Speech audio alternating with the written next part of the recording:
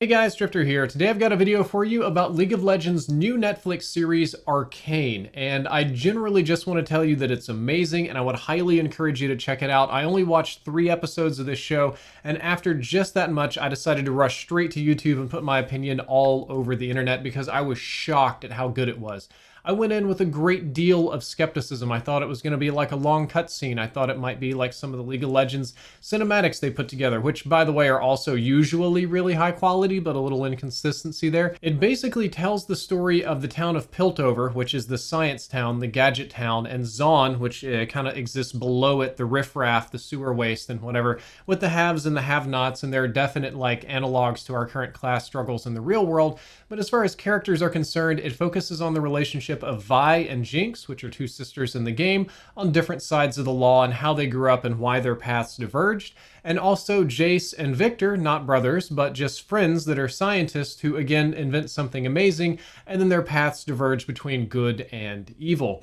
What's really neat about Arcane to me, we're going to talk a lot about the overall quality of the show, but I just have to tell you here, it debuted at #1 globally for Netflix. And by that, I mean it was #1 in basically every single region in the world. It was like 38 different countries. I actually have the list opened up over here in a tab in front of the camera.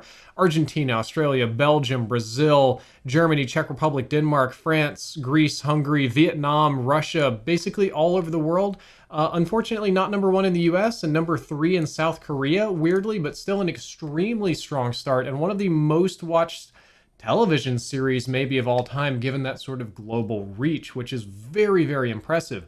On top of all of that, Riot Games designed a ton of in-game events to support the launch of their new show. So of course, the skins and themes and stuff of the season kind of tie into Arcane. You get the old like past versions of the characters. I noticed this because I play Teamfight Tactics and the TFT new set is all about the Arcane.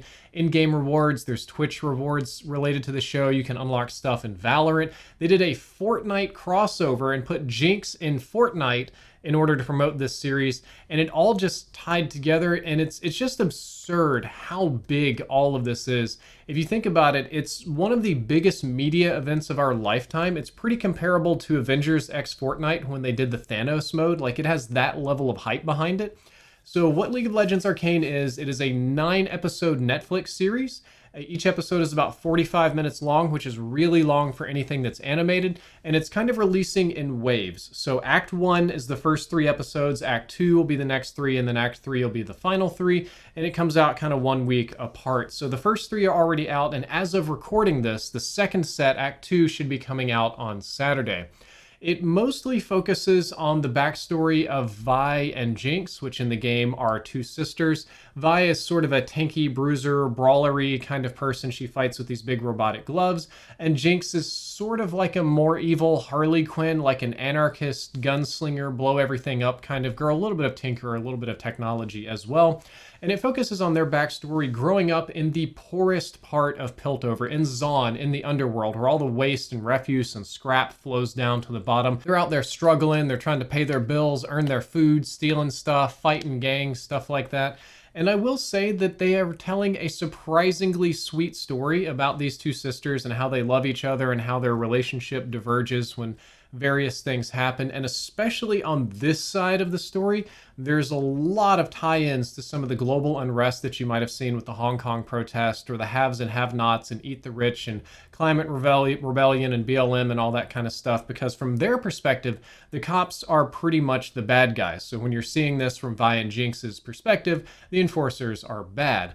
On the other hand of this story, you've got Jayce and Victor, who in the game, Jayce is a person who basically invents the technology that fuses magic and science together, or lets scientists use some arcane energy, and his friend Victor, who also helps him create this technology. Now, these 2 are lower caste members of the rich area. So the rich area is like absurdly rich, but they're kind of on the bottom end of that and trying to prove themselves and really like innovate and change the world for the better. They're both good. All the characters in this are good, even though, you know, in the lore and obviously later in the series, they're going to turn evil, but it's about the journey to getting there. It's very different to see because Jayce and Victor have no concerns about Zaun or the poor people or what's going on over there. They're very much so fighting for their own status and recognition, which everybody else in the upper caste is. And they view police and enforcers relatively positively. So you get this kind of perspective shift.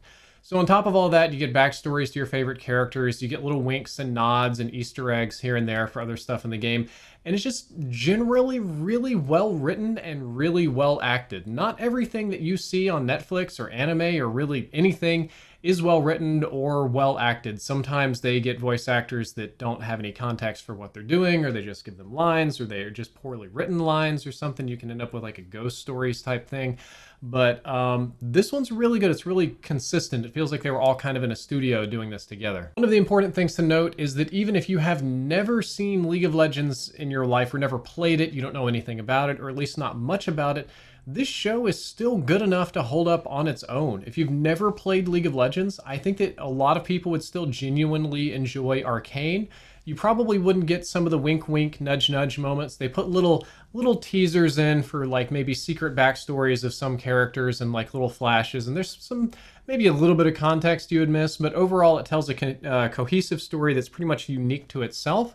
And I do want to warn you, if you sit down to watch this show, it is not a comedy show, nor is it an action show. It has all of those elements in it because it's a comprehensive story, but at its core, it seems to be a drama.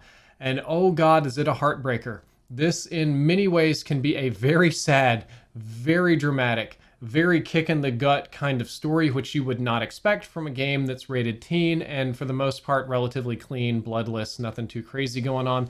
This story about the characters and what motivates them to become evil or their struggles is kind of rough. So don't go in expecting pure upliftingness out of this one. There's a quality to it, but it's not a happy-go-lucky action type quality. The animation quality is S tier. It's extremely good. So it's kind of cel shaded, so it's supposed to look like it's animated, but it is computer rendered. However, it appears to be 60 FPS, or at the very least, not 12 FPS, like a lot of Netflix titles. When Netflix does an anime, what they like to do is use a little 3D rendering program that'll cel shade and kind of like draw anime characters.